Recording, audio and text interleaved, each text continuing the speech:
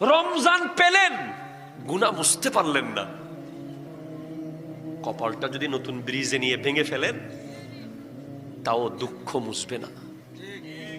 কারণ নবীজি মিম্বরে ওঠার সময় 3 বার আমিন বলেছেন, আমিন আমিন আমিন। তখন সাহাবায়ে কেরাম জিজ্ঞেস করছেন, ইয়া রাসূলুল্লাহ, আপনি 3 বার আমিন বললেন কেন? বলে, জিবরিল আমিন এসে আমাকে বলে, যে ব্যক্তি বাপ মাকে পেল, জান্নাত কনফার্ম করতে পারলো না, তার উপরে লানত। আমার নবী আমিন বলেছেন।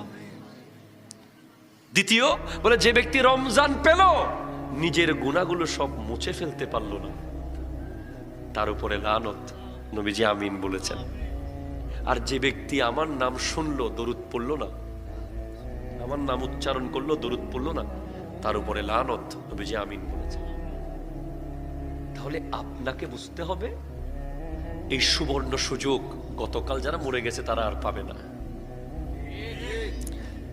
এই সুবর্ণ সুযোগ আজকে যারা মরে যাবে তারা আর পাবে না।